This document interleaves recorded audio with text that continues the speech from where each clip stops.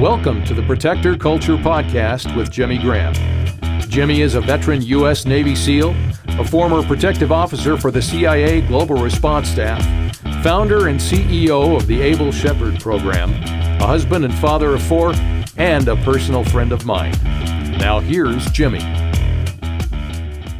Hey everybody, welcome back to the Protector Culture Podcast with Jimmy Graham. I'm your host, Jimmy Graham, Able Shepherd 001. Behind there, where you can't see because he's hiding behind the monitor, is Able Shepherd 051. Is that right? I should know this. 051. BK, what's up? I'm good. We need to get you a mic like every time anyway. We can hear you, though. We can hear you. And special guest, once again, Jason Campbell, Able Shepherd, the 86er man, 086. Welcome. Welcome back Thank from you. God's country. Thank you. Down to Denver, where these are the trenches here. Up there, it's just probably the front lines. It's the front lines, man. It's the front lines, milk and honey style. I know. When are you gonna get your condo down here, man? And be hanging with us more. I'm scanning real estate. Scan it. You guys are insane down here. Relentless. I know. Tell me about it. I'm in Castle Rock. Beautiful place to live. Highlands Ranch, Castle Rock, all that. But they ain't giving it away. No. Gotta want it, Jay. You got to pay for that drink. All right, I'm calling this one Back to Good. I think BK is going to help us out with that one. We got an idea. This idea. I've been listening to this Matchbox 20 that doesn't really play into it, but that Back to Good thing is talking to me quite a bit. Jay, you joined us for some friends of ours, new friends of yours, friends of mine. Deborah and Jonathan Flora put together a movie called Whose Children Are They? So I've been thinking about that all day in between my crazy life and all that stuff, because it was well done, and man, it struck a chord, and it exposed a lot about, we'll call it the state, in trying to claim your kids and saying, are they the states or are they the kids? Like in Virginia saying, no, they're the states. It's like, okay, well, the voters just said otherwise, so once you beat it, these are my kids. And I think that's resonating through the nation. So I think it's inspiring to see people standing up. What say Jason Campbell? I was really impressed with how well that movie was put together. My perspective reaches specifically to schools. It reaches deeper into my history than my history with Able Shepherd. In a former life, I was a consultant for, and then eventually part owner of, a reading and language acquisition literacy company.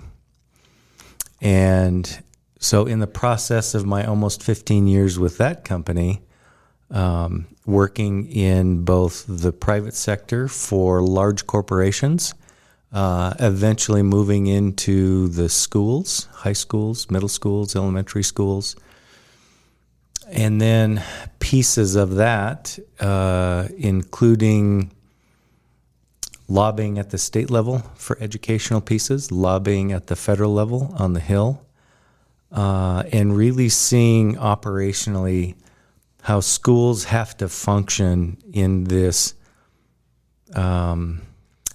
this position that they're in specific to funding and curriculum. Funding passes through to them. Curriculum passes down to them. It's pretty infrequent for schools to get to truly pick their own curriculums. And so all those years in the literacy work, in this, I stopped that part of my life in 2008. And in 2008, I thought it was pretty abysmal. That's why I got out of it, because I couldn't see systemic change. I couldn't see how that was possible. And so what I really appreciated about, it's a hard movie to watch. Yeah. And what I really appreciated about it was the window into the role of specific organizations that if you're an educator, and probably if you're a young educator, let's say you're 22, 23, 24 years old, coming out of undergraduate school, you have a big heart, you love being around kids, you want to be in the classroom, you jump into a public school, and you're handed a whole bunch of things that you think are going to be in the best interest of those beautiful, shiny faces that are sitting in front of you. That's what you think. Yeah. And then reality sets in, and what we witnessed last night in that movie premiere was a hard dose of it, because there's organizations that get taken for granted that you think are going to do the right thing, and they're the source of the problem. Good luck. This becoming a business, and that's what really I took away from that, was unions getting involved, big business getting involved, and somebody saying there's money in this. And when people aren't looking, and the way I explained it when we were at the after party was talking about, there's a fiduciary, you assumed a fiduciary responsibility. Like you're going to act in my children's best interest. That's simply not true. Now, we're not talking about the teacher. Correct. If you get a teacher, well, sometimes we are actually, because there's horrible teachers, right? I'm not going to say they're all horrible. I'm saying that they showed that one lady that was laughing on her TikTok about tricking kids into saying a pledge of allegiance to the gay flag, a rainbow flag. Yeah. Laughing about it, saying they don't know any difference. They want to say they want to say pledge of allegiance. Yeah. So I took down my flag and said, you can pledge to that flag. And then they do, haha, stupid kids. That infuriated me.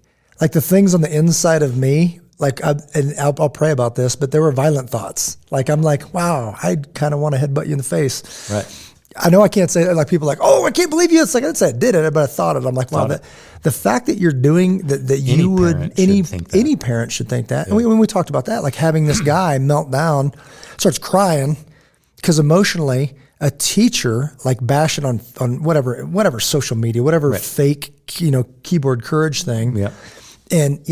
And it said it, and he read it, and it talks about he has a special needs kid, and it was a teacher calling his kid a retard, right, and saying like retard, and hey, it's not my fault you got pregnant, and you see him wallowing in himself, and then he just starts crying, right, because it's like, when I see that, I see a guy that's feeling man stuff in his chest, not knowing how to process it, knowing you have to measure your words, right, because you might end up on the wrong end of this just for thinking thoughts that anybody would think, right? So he just has no words, and he just can't deal with it, right? This whole emasculation of America, men and women, to where they don't have any, like, you don't have a voice. I tell you what to think. I tell you what to say. Things are pinging in you saying this isn't right. But be careful, because if you say the wrong thing, then now all of a sudden you can be like, no, I'm done with that, right? So this whole Second Amendment thing, our First Amendment, is horrible in that you don't have a right to your speech anymore. Some people do, but some people don't. You get to say this, but I don't get to say that. Some platforms don't. Exactly. Or some individuals do, and some people don't. Right. So this is what sparked this entire thing with C.S. Lewis. We were in the car talking about this. It's a quote from the Abolition of Man by C.S. Lewis.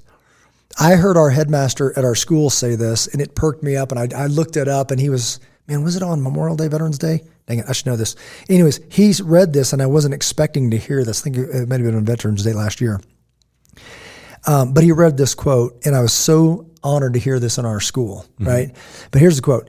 Lay it on me. It's a couple times, man, because it's not going to sink in, so I'm going to have to read it 3 times. Yeah. I might. So just, whatever. In sort of a ghastly simplicity, we remove the organ and demand the function. We make men without chests and expect of them virtue and enterprise. We laugh at honor and are shocked to find traitors in our midst. We castrate and bid the geldings be fruitful. Let that sink in. Let that sink in. Yeah. Because I'll probably read it throughout. Yeah. But that... Do you think that... Do you think that describes the landscape of our society in the U.S. today? Yeah, absolutely. I mean, not absolutely as in it's absolute amongst every family. Yeah, not universal. Because that's not not in the grandma household, I would say that, right? Like when I sing, we're playing a song called Another Bullet. BK knows this. It is a fantastic country song. And there's a line that we may have referred to before, and I'll be driving because I get to drive. I don't have to. Get to drive my children to school along with other neighbor kids and introduce them to music. They introduce me to music. It's just a fun thing. When we launch out of the driveway, I say, sound off when you're buckled. And they all love them. They sound off, like, hey, whatever.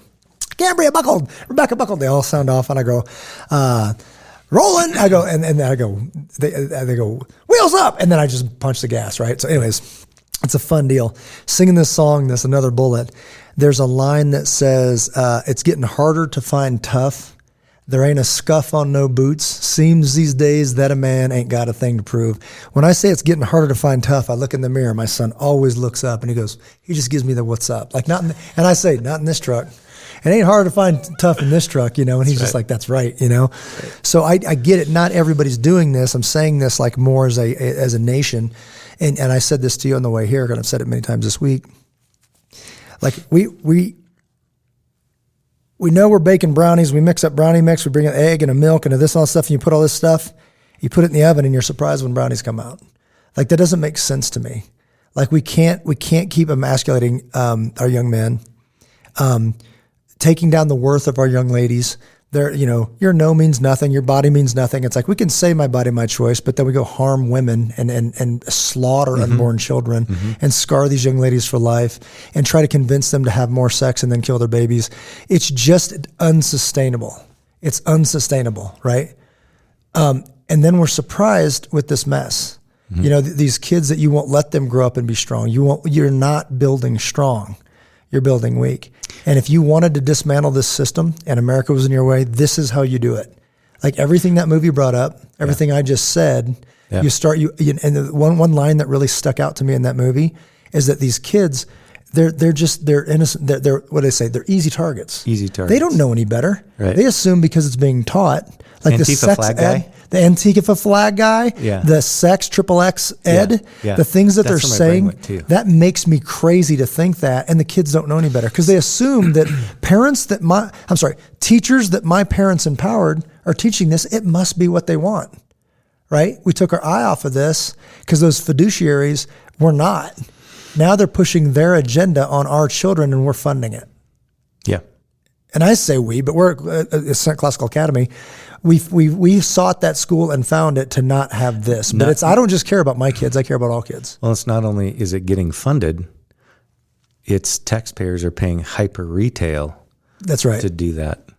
And not to the teachers. It's not like those teachers are getting money. No. So if you got the increase in administrators, not teachers, and their teacher salary. Oh, you guys are going to die when you see this. This movie, it'll just infuriate you because they figured out the business of it. They did. And they're like, the most of the money goes to us because we're the administrators. We're really the ones doing all this for you. And the teachers. That's a lot of weight to carry. That's a lot. It's a lot of weight to carry. Like I'm not going to teach anybody, but I am going to kind of watch you guys teach people. Right. So I kind of deserve. But the thing is, we took our eye off that too. Right. Right. It doesn't have to make sense. Like a school might have 8 principals. Right. Right. And above that, the union has how many, whatever. And if they are making that kind of money, decide what you're going to teach our nation's children. How did you land here? Right. Like you suck so bad at your job, you don't deserve minimum wage. Right. So that's the problem we had in Douglas County. We had this with a superintendent, and it's like all we really need to talk about is look where we are right now. You were driving this bus and you drove it off a cliff. You don't get to drive buses anymore.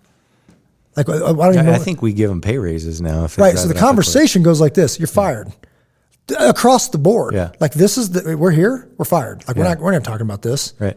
Because this is what you said. This is what you did. And in any kind of like it doesn't take a critical thinker to say like, okay, how are we going to solve this? You flush, Control Alt Delete. I feel right now. I feel a little threatened when you say critical thinking. That was funny too, because in the movie they talk about Douglas County applauding. Yeah. And David Ray, who's just he's just a piece of work. You know, because I've seen him, talk to him, and he's just kind of like this weaselly little dude that has gotten into that position, and he's just kind of like the man up here, right? Right. And he was like, that's the last time I'm going to warn you. That's the last, the PTA has taken over, this conversation. And then they get promoted into a position of power or authority. And he's like, it creates an unsafe space. These people don't, when you clap, unsafe. It doesn't feel safe, but it doesn't go for the other side either. I'm not even kidding you. And did you hear this? Do you know where I'm going with this? So you know what they started doing instead of applauding? Show us, Jimmy Graham. I can't even do it. I can't even snap. They would do this. Like you'd say something, they go like click their fingers. Yeah. The other side would be like, yay for you. Click, click, click, click, click. And I'm like, this is like a cultish. It's a little tiny clap. It's not a clap. It's a baby clap. I'm going to snap my fingers. Yeah. I'm like, this is a weird cultish other level kind of thing. So no, I don't. That's not happening. Never. You know how I got to be careful with what I say now. Yeah, you know what that feels like? You should try that. Go ahead and snap your fingers like 15 times. Right. How manly do you feel right now? Oh man, I'm embarrassed for you. For all of us. For all of us. Yeah. Yeah. God bless us, everyone. Thanks for dragging me Tiny in the wrong Tim. direction. I know. I thought we were supposed to leave here better, BK. I shepherded you incorrectly on that one. I apologize. The other guy, the guy that was like so mad, and they're like, "Sir, as he's talking, it's creeping down his nose." And Could be like, my favorite "Sir?" part of the whole thing. And then he's like, "What the?" And he stops himself and he goes, "What the frick?" And you're just like, "Wow, this is like an awkward, strange, emasculated. Yeah, what the frick?" Like, and his nose is coming down. He's like, "You guys are all mad. Like, you're all mad." What was it? Sir, get your mask above your nose. Sir, above sir, the nose. I'm 25 feet away, sir. You're gonna kill us all. What the frick? Oh, mercy. Toxic masculinity versus righteous masculinity. Go. What's toxic? What's masculinity anymore?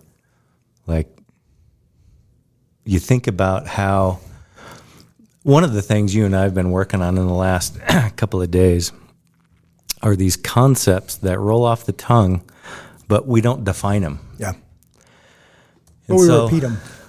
Yeah. Yeah. And so to identify a male as masculine and then the next layer of that, because it's bad enough to be masculine. To be a man right now, if we're defining masculine in its historic Webster's, like, I wish we had that dictionary. I'd be doing some reading right now. Oh yeah, the 1820. Is it 1829 or whatever like it is? Webster's dictionary. I'd be doing some reading and Should have brought it. and to define things in their non-distorted sense, because you certainly can't Google and pull up Wikipedia and expect to get a decent definition of a lot of things. If it's anything but left-leaning, you're not going to get a good. Well, even if it's left-leaning, you're not going to get a good definition, right? So then if somebody has the audacity to be masculine, then there's even a more compartmentalized version, which is just straight toxic. Yeah. And so parents, like the dad who was so pissed off that he just kind of buckled and started crying. Yeah. Because what happens if he says something? Does that become masculinity? If he acts on that anger, then it's toxic masculinity. But then, okay, let's talk about what are the actions. What does a pissed off dad do that's defending his child? What's a pissed off mom do that's defending her child? And there's appropriate ways to do that are still very assertive, very direct, very truthful. And there's ways to do that, obviously, that aren't healthy. And we seem to have jumped into this scale on definitions that has slid so far that if you and I even want to talk about our version of masculinity, then we're part of the problem because we can't be masculine. Right. And that's some of this. We've said this many times, is we like this chivalrous kind of masculinity, kind of heroic, whatever. We like it in our entertainment, but not in our lives, right? How many people felt like at least half a man watching Yellowstone, Right? knowing they're nowhere, they're not even the hemisphere of that, and that toxic, that you want to talk about toxic environment, Right? That Yellowstone, it is a cornucopia of train wrecks. Yes. And then you're kind of saying, I'm kind of like that guy. You're nothing like that guy, for one. And two, you don't want to be like that guy. You know what I mean? No. Like the whole John Dutton, like all this money, all this land, your kids can't stand you, and they're all, borderline. They are train wrecks, right? That's not a good place to be. Sitting at a table with a bunch of empty chairs. It's not a healthy place, right? I know, right? But it's Montana, and he's a cowboy. Like, I get it. Whatever. We can go down that line as far as you want to go. But the idea. We've joked about that. I like the idea of horses. I don't want horses. That sounds like a lot of work. It's not my passion. And some people it's their passion, whatever. But I think we like those ideas in our entertainment. But now there's such a soft approach at, like, either whether it be being a man, being alive, you name it. But I do think there are certain thoughts of, I'll just say it because I don't have a problem saying it, is you wouldn't be out of bounds, smashing a dude in the face for crossing certain lines. Correct. So to somehow pretend that you're the wrong one for having those thoughts when someone has so crossed those lines of decency, has so disrespected your family, your wife, your child, I'm not sure why you would expect anything less. Right? Like it's almost like a decent society demands that must happen on some level. That's right. Please. And so one of the examples comes out of school curriculum for 10-year-olds that falls under health education or some benign title that is like, I had no idea.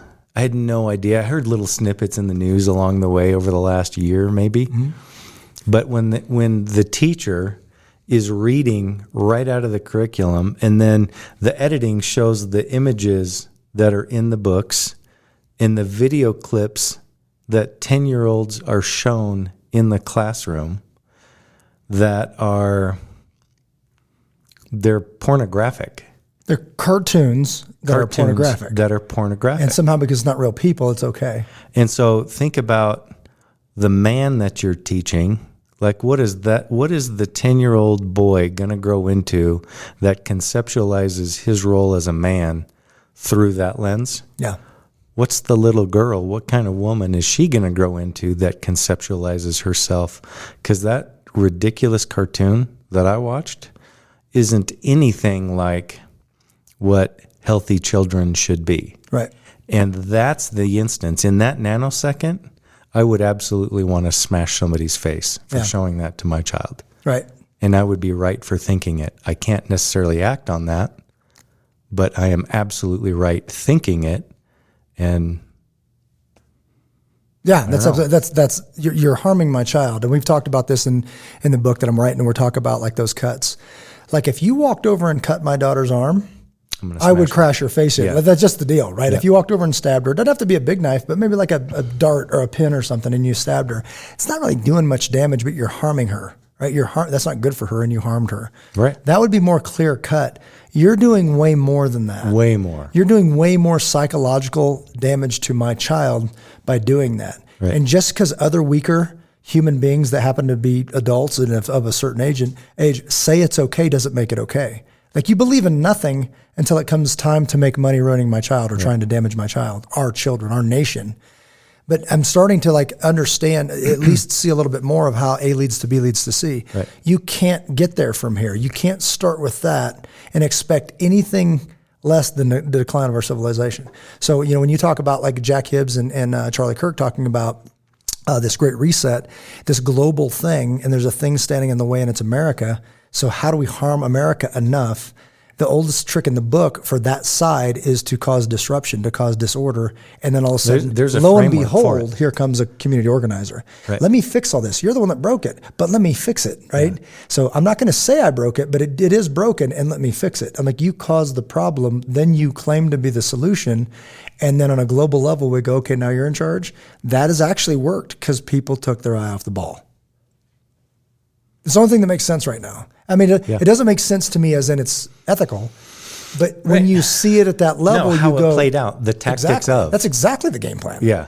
Like exactly the game plan, because this doesn't lead anywhere good. Right. Like the stuff that we just saw last night, and we've seen this coming. We've talked about this many, many times. Yeah.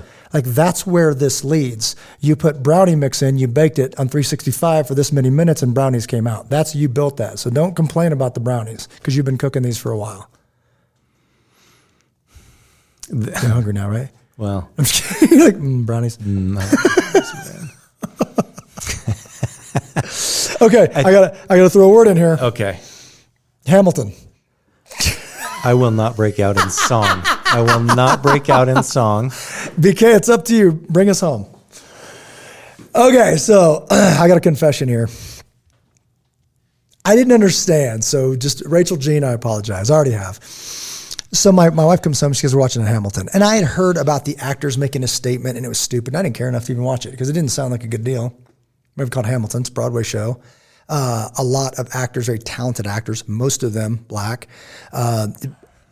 And something came out. I had a guy said, that's racist. I go, have you seen it? And he was like, no. I'm like, how do you know it's racist? But I didn't want to watch it because during that time frame, it was a political thing. And I'm like, I'm not a musical guy anyways. I could care less, whatever, Right. So I never watched it. So she goes, well, I want to watch it. And I'm like, you go watch it. And me and the boy are going to watch Red Dawn upstairs. Right. So that's how it plans out. And I hear singing and dancing and fun. And I come down, the girls are like, man, Dad, that was so good. You should watch that. And I'm like, what? And she's like, it was so good. So I go, fine. And I came in and watched it. It's fantastic, right? As far as I thought, because I didn't know, that it was some kind of let's rewrite history and let's in line with the statues knocking down and pretend that this is true, whatever. It's actually very honoring to it was clever. Now, could it be done by white people? Could not. Okay. And that's racist. That's a racist thought that if white people did that, you would say that's wrong. But that's not me saying it, right? For me to say it's black people doing it, so it's wrong, that would be racist. I'm not going to do it. I thought it was like, seeing the black George Washington come in and saying that, it gives you goosebumps. You're like, wow, because it's, and Don't people get canceled for that? People get canceled for that, right? Yeah. But if you look at the lyrics, if you look at the situations, if you look at that way, only right now in this setting, only the black community could have done that movie. Mm-hmm. There's no way white people could have done that movie. A movie about black history could not be done ever, which is racist in and of itself. But the way they did it was absolutely clever. It had my kids jumping and dancing and all that stuff, and looking up Hamilton, Washington, like all that stuff, and finding the factual stuff. Yeah. And then we have discussions. And it's very honest about adultery, about these adulterous affairs, about all this other stuff. Yeah. But then it ends with, this immigrant orphan that comes to America and is so determined to move the needle toward good. When he hits the ground running, I think at 14, like the world wasn't the same after that, right? And this is back when it was hard to move the needle. Like right now, and I say hard, meaning much, much harder. Well, harder, define it, meaning open discourse, debate, understand a position, defend a position. You talk to me about how you disagree with what my view is, and you back up why you disagree, and we very respectfully go back and forth. That's discourse. And there was very healthy policy created out of that. And in those days, that was the model. Yeah. And it would get very, there was just absolutely hardcore, fervent argument. But at the end of the day, they understood that all of that discourse was necessary. Versus what happens today, where I can't disagree with you. Right. To the extent of, what'd you say about my dad? Yeah. Somebody dies today. Yeah. Right? That honor thing where let's back up again, because I know you forgot already, because I'm going to read it to you again. Not forgot, it just hasn't sunken in fully. So just absorb this one more time. Okay. In a sort of ghastly simplicity, we remove the organ and demand the function. We make men without chest and expect from them virtue and enterprise. We laugh at honor and are shocked to find traitors in our midst. We castrate and bid the geldings be fruitful. You say something about somebody's dad, their sister, their mother, their whatever, and somebody dies today, right? And it wasn't like barbarians. It was like honor was a thing. Mm-hmm. Honor was the thing. Honor's nothing now. Mm-mm. Like for some people, it still means something. I've said this: honor, integrity, accountability still means something to some people, and I'm one of them. My children will learn that. Mm-hmm. That won't be taught by school. It won't be taught by this. It won't be taught by that. Apparently, it won't be taught by the churches. In my church, it will be Brave and Jack Hibbs and all that. But rarely do we put enough emphasis on honor to where we actually speak that way, act like that way, and live that way. But that it's just a reminder of our past. That was a cool way for me to see this. I'm not a big rap guy, that. Right. This was a good production. It was the talent it takes to remember to have a conversation with someone in kind of a rapping kind of deal. Yeah. And it was cool and it was catchy and it was fantastic. But if you watch it, when you watch it, we'll watch it while you're here actually. Yeah. Put the captions on because you're going to miss a significant amount of it. Yeah. And it was expertly written. Yeah. And it's fantastic. It gets you kind of like, man, well, these people freaking brought it. Like you've been popping off lines at Hamilton for the last 2 days. I'm telling you, it surprised me. So if you want to talk about this or roll your eyes, watch it first and then we can talk. Back because I've heard people saying, I'm not, okay, fine, because you said to watch it, I'll watch it. Whatever, just freaking watch it or don't. But back what I meant by so much harder was, if you want to stay up writing all night in a paper, get your quill, dip it in your ink, and again, get to writing. Get to And writing. you're not looking anything up via Google. You're going to pull out a stack of books to make sure that you're going to do it in your references. And you know what I mean? Yeah. And it's like if you don't have the education to speak, sit down, right? So it's not like you're going to memorize a couple things and then go lead a seminar. Right. It's like you better know it before you get up and then I reduce you to ash because you're a fool, right? So that's the way that went back then. And there was this It level wasn't like of TED Talks. no, it's like you remind yourself, whatever.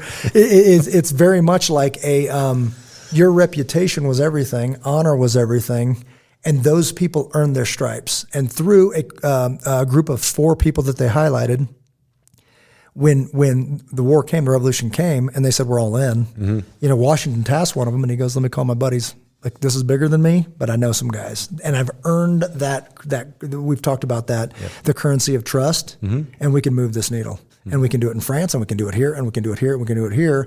And you had to get those people, you had to pull them into a place of administration because you needed them, because they said, "No, I prefer to go, give me some bullets, give me some ammunition, let's go get this done." Like, I need you here. It's like, well, there's a war going on. Like, I'm not going to sit here when there's fighting going on. It's like, it's time to get after this. You got time to write? I got time to write. Come on, man. Sling some lead. Right? And that's what that. Yeah. How do you replicate that with today's, like we said, if we make men without chest and expect of them virtue and enterprise, who's going to answer that call in 5 years? One of the threads that we've had is this thread around education and learning. And that thread connecting to, we're sitting at Abel Shepherd. We're adjacent to a shoot house. And there's a very specific framework with a very specific set of skills associated to a progression that produces a product. And that product has a definition with a very specific standard. But education also is in arenas that we've spent time, I think, very diligently. Think about the time that we've spent in Wall Builders, where we understand the founding documentation of this country, and we explore the thinking behind the authors of those documents and what references they used to create those documents. And so part of the answer to your question around, is it possible today? And if it is, how do you do it? Think about, built into that Wall Builders framework is the necessity of understanding the content so well that you know when what you're hearing isn't accurate. Yeah. And then having that honor and that integrity so that if you're a teacher, knowing that what you're hearing isn't accurate, that health education curriculum isn't accurate, and I'm going to have the integrity to not roll that out. And so there's pieces of the things that we've hit on all along that I think are amazing answers to, is it possible and how do you do that? And it's following that framework of whatever sector of activity that is, identify like we've been talking a lot in the last couple of days around excellence and the overlay of excellence with values. And think about those very core pieces at values. And examples of those core pieces that we've been talking about is a Jesus Christ-centered life, a core value that is hand in hand with that is pro-life. And how do you defend that, which then links us to this understanding around the foundation of this country and the policies that this country set up. And you have to have the Second Amendment, so that has to be part of a value system because you have to be able to defend that. And so thinking about pieces that are not taught anymore, civics, and all of that context around how this nation was formed and why it was the way it was and its unique relationship to the creator of the universe. And then fast forward to us sitting in these seats today and thinking about what we just witnessed last night, and you say we took our eye off the ball. I've been off the ball for decades and decades. And I think it's this education and learning around these foundational pieces, knowing them so well that when you know you're not hearing accurate reporting on it or teaching of it, that then you call it out and you correct it. And that's how you maintain integrity around that institutional knowledge. So that I think it's First Timothy talking about be prepared with an answer. Man, I just think about Rebecca Graham, my daughter. She's so freaking bold. It's so awesome because you reap what you sow, right? Some of this stuff is like, it's like, oh, Satan's attack. We talked about this last time. It's like some of it's not Satan's attack, it's you reap what you sow. You've been building this, and all of a sudden, Satan's attacking me. No, that's what you built. Like you built that, like, and you pulled brownies out of the oven, I don't know why I keep talking about brownies. I'm so hungry right now. I'm just kidding. Because I was thinking about Night at the Roxbury. Is that good luck telling her she's got a solid foundation. She's 13 years old, and I would love to see a teacher try to tell her that. Try to tell her anything that was said last night. Now, that wasn't just me. That was her mother. That was the church. That was so many people. It was an amazing school and all that. But if a teacher tried to put that garbage into her head right now, she would straight up respectfully tighten them up in front of everybody. Then I'd be called in, and then I'd have to back it up, and then that cycle would begin. And it might end with me pulling her out of school. It might end with me educating her myself. I don't know. But what's not going to happen is that. And it just blows me away. And I love seeing these voices come up from strong men and women that are taking a stand at these meetings, that know their facts, and they come back without skipping a beat and saying, not going to happen. This is the deal, right? But it's our failure. It is collectively our Correct. Failure. It is ultimately your responsibility to raise your children. And if they don't know about Jesus, we said this the other day when you did that exercise with us. I said pro-Jesus, pro-life, pro-Second Amendment. Not pro-God, that's too broad. Pro-Jesus, and be able to define that. What does that mean? Pro-life, stop murdering our babies. God cannot continue blessing this nation if we are slaughtering human life in the form of babies. And then pro-Second Amendment. Not pro-gun. People are like guns, and I love guns. If you love guns, the guns are cool. They don't make you cool. I say that all the time, right? Second Amendment, what that implies, yes, it's a tool. Yes, it's a skill. And together you can get a capability. But some people ride the identity of guns and they're train wrecked. They believe in nothing, but they think guns are cool. Cool. You can do whatever you want as a grown American free on the earth. Right. You can do whatever you want, but you don't plant your flag on guns. No. It's like, it's silly. It's not a thing. Believe in something and back it up. And written in there was exactly that. It wasn't the right to shoot sporting clays. It's like, no. If you've got values, guaranteed they will be attacked, and you have a right to defend your life and property. And study those values, right? So if it's that last piece, the defense of, that also includes the defense of free speech. That's right. And that, if you don't understand the connection between the Second Amendment, and conceptually it's not about a gun, it's about defending inalienable rights bestowed by our Creator, not by our senator. So understand it and defend it. And I don't know. I don't know. And we've slowly, you can feel this. Yeah. We're slipping into a space, even as we're biting our tongue on what to say, kind of thing. Right. That free speech, I don't have to agree with you, you don't have to agree with me, but I have the right to say certain things. For me to be the bad guy, it's straight evil. If I tell my son that I believe he should grow up and marry a woman, and my daughters, they should grow up and marry a man, and they should have babies, and they should live this full, happy life and be blessed by God and live, all of a sudden that I've got, I'm the bad guy. Like, they're like, you should be able to love whoever you want. I didn't say you can love whoever you want. You absolutely can. I believe God created two genders. That's right. There's two genders. This is exactly what I will teach my children growing up. And I'm not asking your permission. I'm not asking anybody's permission, right? Nor do I need to. I'm telling you this is what's going on. Nor do I tolerate a curriculum in a corrupt school that's going to push that on my children. Right. I'm not going to allow that. And to see them for the color of their skin, I'm not teaching that either. I don't believe it. It's racist. I have a zero tolerance policy for racists. So if you're racist, if you're black and you're racist against white people, zero tolerance. Get out of my building. You don't belong here. I don't want any part of you. Go away. It's because he's black. It's wrong. Right? It's because he's white. It's because he's wrong. And I'm the one that models what will be acceptable to my children. And you're not it. Pack sand. Get out of here. Right? That's the way this must happen. And if people would stop asking permission and start living their lives, and I've got this in my notes, instead of complaining about what's wrong, start modeling what's right. On every single level. Find a front. Like if you don't know what to back right now, then your head's in the sand. Get busy, get to it, because this is happening right now in our generation. Which requires a definition when you say what's right. That's right. Define it, because it's absolutely definable. And the morals and the principles and the standards of what's right were given to us by the highest moral authority, the creator of the universe.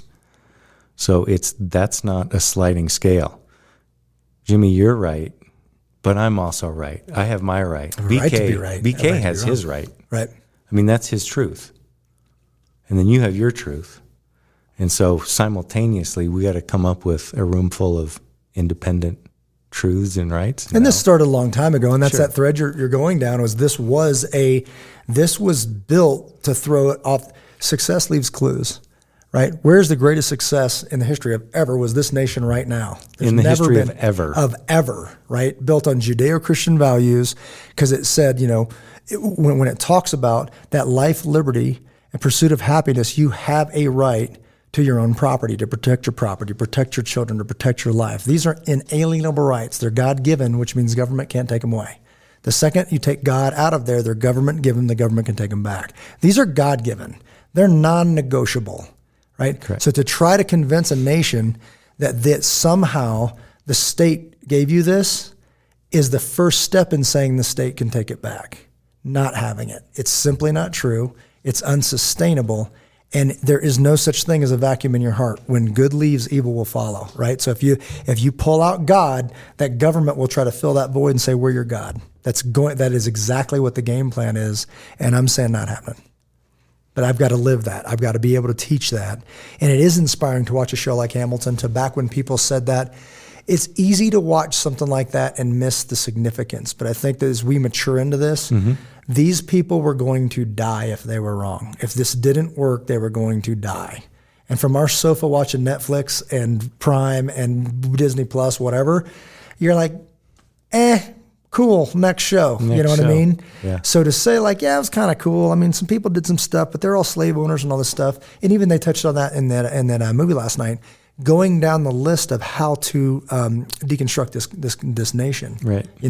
Changing history and then devaluing the forefathers and doing all of this stuff and trying to make them. They're going by and checking this list, and I'm not sure which is worse, them saying it or us repeating it and believing it, and then doing it. Right. So at some point, somebody's got to say, we're done here. And we said this, just being real. It didn't hurt bad enough. Like right now it stings and people are starting to go like, that's not right, but we're not done yet. You know what I mean? People we said, people are done. No, they're not. Yeah. They're not even close to being done. They're warming up. And some you want to voices whine are about popping. $5.25 for a gallon of diesel? Right. That's not bad enough. But it has to hurt bad enough. Right. To, like people say, well, I don't want this. I know you don't want it, but do you want it? Not want it bad enough to change? Right. Like, I want to lose 10 pounds. And here's the other thing I get around that. I want to lose 10 pounds. Not bad enough to go to the gym. Like it's Right. that point right now. And we're not there yet.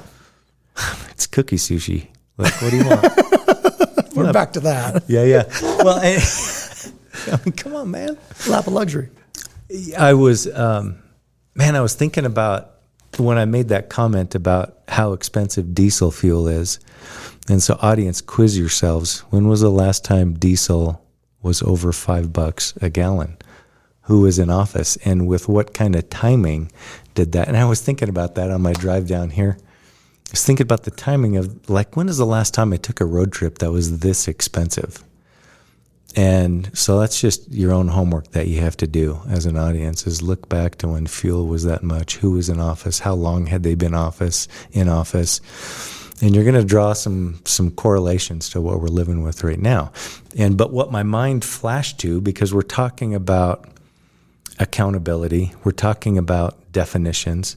I've got friends who invest themselves enough in politics to demonstrate that they're unhappy with individuals. They're not invested to be able to discuss what they love about a country. And then after the fact, they're passive enough to say presidents don't impact things like fuel prices. And so then I voted for the guy that's made it the most expensive time in our lifetimes. But I'm not really accountable for that because the president doesn't really do that anyway. And so there's that whole other side of it that's the disconnect on our behavior. And it falls in with all of these other threads that we've been talking about. Once again, back to education, back to learning, back to accountability, back to right. Define it. It has a definition. Truth has a definition. Yeah. That's absolutely that truth with a capital T, right? Again, instead of complaining about what's wrong, start modeling what's right. That means in ourselves first. Absolutely. Right. And I examine myself more than anybody. I go through it and I'm working on that, with how I communicate with Rachel, on how I raise my children, I'm probably harder on myself than anybody's harder on me, in ourselves, in our families, in our schools, in our businesses, and in the policies that govern our lives. I don't like saying politics because it's such a negative word. Politics, it's a politician, whatever. We must get involved with the policies that govern our lives. It's created by we the people. And I say, if we the people take the lead, perhaps our leaders will follow. It's got to start somewhere, and quit expecting these people, quit expecting a fiduciary relationship when they've already screwed that up. They are not working in your best interest for the most part. And if they're not, the conversation goes like this: you're fired. You're fired, you're gone. Now get someone who represents we the people, as long as we are back to that foundation. If you first, back to good, return back to good, right? By what definition? Well, by the Bible's definition. I got a different one. I'd love to see it, and I'd love to see its track record. Right, sit back down, right? We must get back to good. We must elect back to good. And then we can actually call ourselves good, because right now we're far from it. Like, as far as this nation and what we're doing and what we're presenting to the world, it's not good.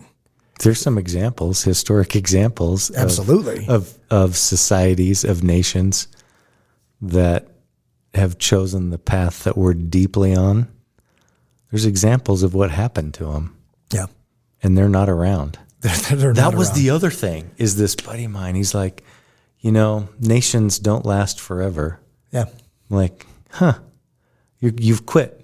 You've quit on all of it, and you're supporting policies that you guarantee will already have and will continue to destroy what this country was founded on. And then you have the... And now you're throwing in the towel. You're like, oh, this country failed anyway. I guess it's time for a new one. Yeah, you're the one that destroyed it. Right. And in the first round... What did you vote on? In the first round, you're throwing in the towel. Good job there, fighter. There's your brownies. Yeah. There's your brownies. I think Yellowstone's starting. You want to go watch that? Everybody loves the idea of fighting. They love standing for something until it's time to actually produce. It's like, okay, time to toe the line. I didn't mean like me personally, right? It means... What, like... Yeah. Like... Now? Like right now. And then I even wrote that. Who's going to do anything? I hear that all the time. What are we going to do? Who's going to do anything? Now it's like, who's going to do anything? Me. When are we going to do it? Now. What are you going to do? And I want to end on this, and I'll let you have a final thought. That what are you going to do about it? I've told you this before. If anybody asks me, what have you ever done for this country? My answer will always be not enough. Not enough. Right? Yeah. What are you going to do about it? Well, and this was just me thinking before this. I'm going to dig myself in yet another Here's endeavor. a shovel. But bring it, brother. I got my e-tool.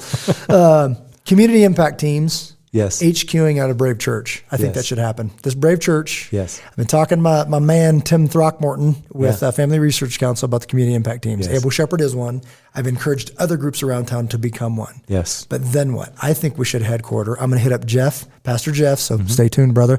We're going to have coffee, and I'm speaking this into existence. We're going to have coffee, and I want him to pastor to these men once a month from all over the city. I want the community impact teams to meet at Brave Church. I would love for him to speak it to these men. Then ready break. Get back to your communities, back to your lives, but let's huddle up and recalibrate once a month as community impact teams. I want to create the future of schools, just what we talked about. We say it this way: uniform, safe, and accurate. Uniform, same page, and united in an efficient package. What is the efficiency and what do those schools look like? Are they safe? 30-second response time that's free and it's led by the community. To any emergency, it's a 30-second response time within the school. And accurate, a Christ-centered classical education that teaches love over hate, light over dark, and strength over weakness. And I'm going to raise, this word's been on my mind, anomalies. My marriage is going to be an anomaly. I don't want a good marriage. I want a fantastic marriage. My kids are going to be those weird kids that know certain things that seem to be, how do they know this stuff? Well, because their dad taught them. Yeah. If the school falls short, their mom and dad taught them about Jesus, about our government, about our forefathers. Did I tell you I met David, wall builders? You said wall builders. David Barton. David Barton. Did I tell you this? No. We're kind of boys now. I'm just saying. Have I got a campfire for him? You do? Yeah. Stoke it. No, I'll talk to him. We know we're boys now. So Yeah. I might just invite him and then we'll just, I think bring his you camp do. cup Yeah. with a true cowboy that is an American. You talk about a national treasure. Yeah. Well, anyways, we're boys now. Yeah. I met him. So I'll So introduce you there's guys. that. Yeah. I'll bring him to there's Montana. But I did talk to him about bringing him back up here because we've been talking about it. I met him. I was talking to him in the lobby before he went on the stage over at the Rock Church a couple weeks ago. And, as you said, with wall builders, there is such an amazing just treasure chest that they have gotten together. Yep. And they've actually dissected it in small, manageable bites for anybody to understand where this came from. Like if you don't know this, start there. Constitution Alive is an amazing starting point. They now have Patriot. Is it Patriot Academy? Am I getting that wrong? Whatever. Sounds right. Yeah. So they've got all these amazing things. I think it's Rick Green as well. David Barton, his son. It's absolutely amazing. But raising those anomalies of meaning, how do these kids know all this stuff? Well, there's a group of men that got together and taught them that knew this stuff for the boys, that raised the ladies to be women, all this stuff, the women involved, all that. That's what's going to happen. So again, until you put a line in the sand and saying it's not, yes, it's wrong for what the schools did. Yes, there was a fiduciary responsibility that they betrayed. They changed the definition. They changed it, right? They tried to say whatever. They tried to change, 180 out, and now not only are you absolutely destroying my plan, and I'm fighting with you, but I'm funding you. I'm funding you to do it. You're shooting bullets at my family, and I'm buying the ammunition. Sun Tzu, baby. Like what is happening right now? Yeah. And that's exactly right. But now that you know, Yeah. and in this context, thank God for COVID. Like COVID came along and brought you back in the house and saying, what did you just say to my kid?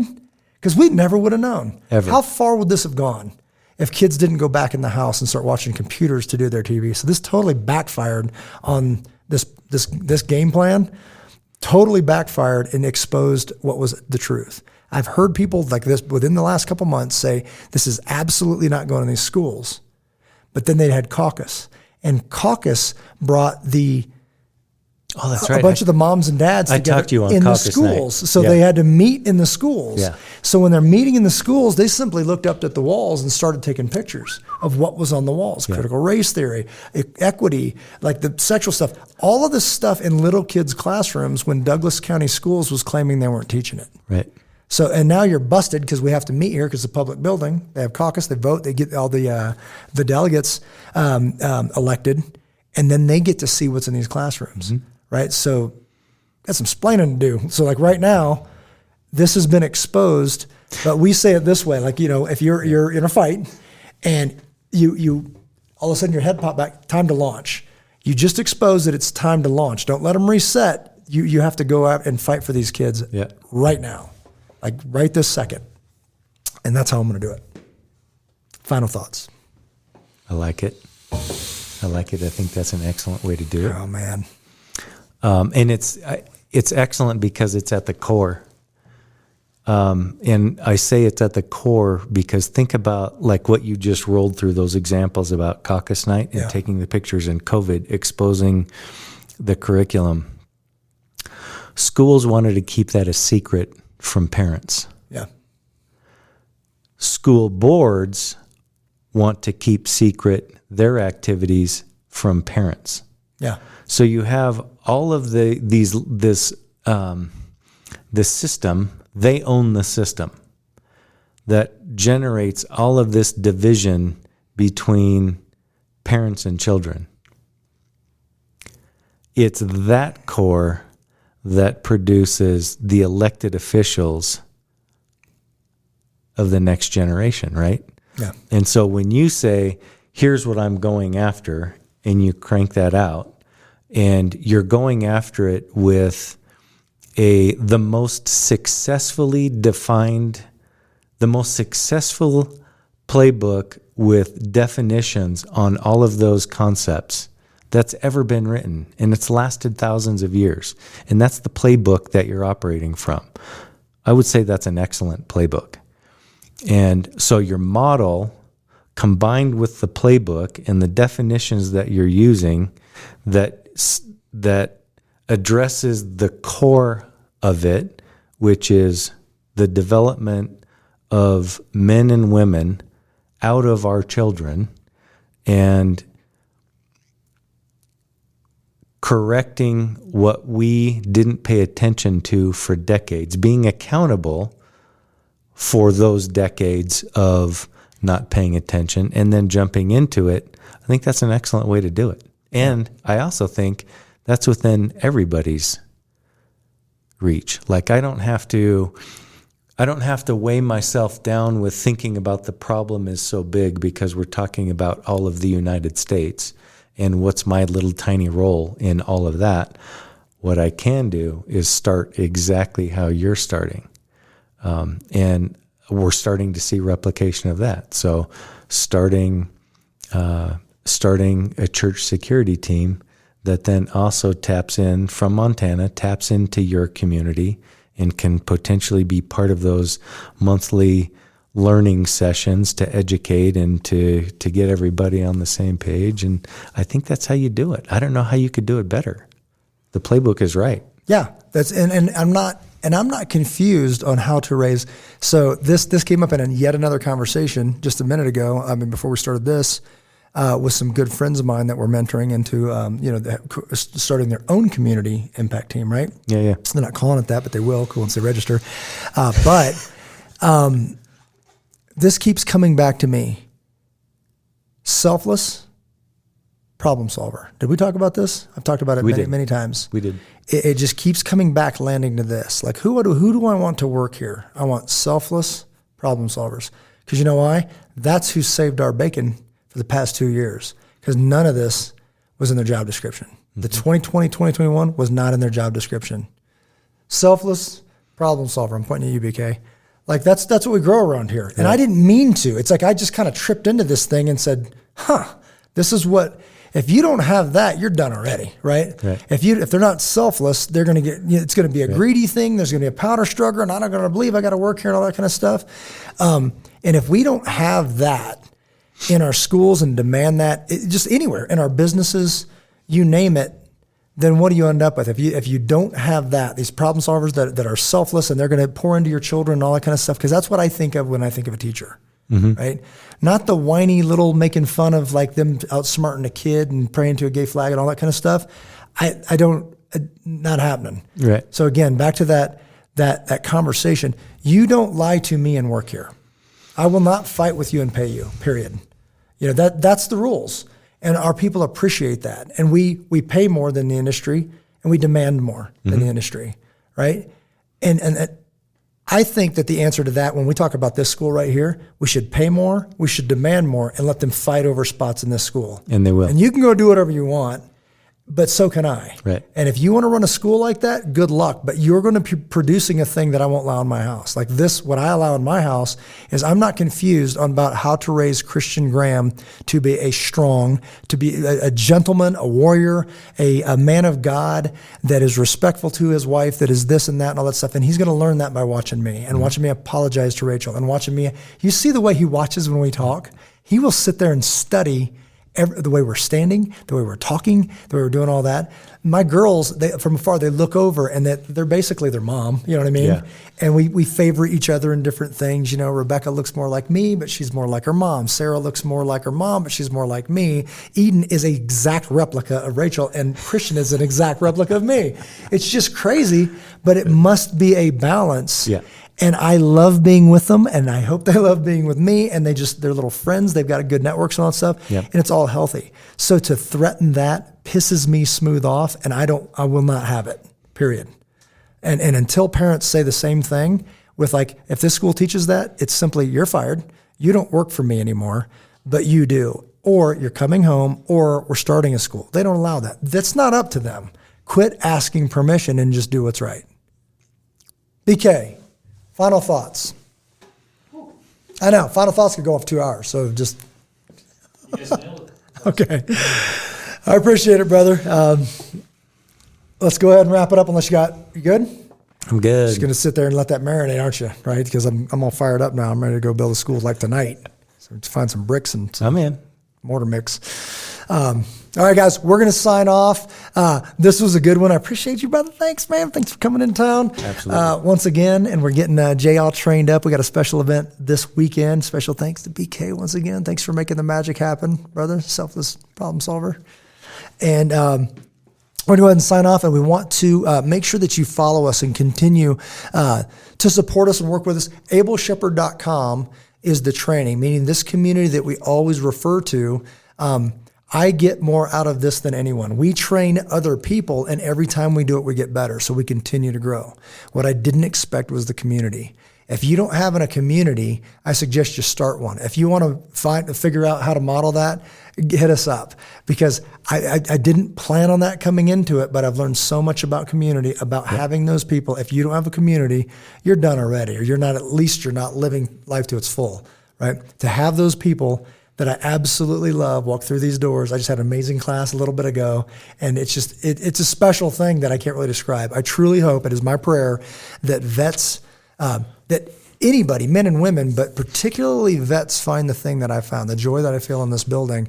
I think that's a good place to start. And I feel that God's been working on me for such a time as this. So we're just getting started with this. We're passionate about it. It truly pisses me off that people are targeting our children, and we're not going to have it. So we're going to stand up and do this. We're not going to ask permission. I suggest you do the same. So we love you guys. If you need any help, you know where to find us. Give us a call. We can have this discussion till we're blue in the face. And I'm not going to run out of steam on this, because this is what fuels this team. So love each and every one of you. God bless y'all, and take care of one another.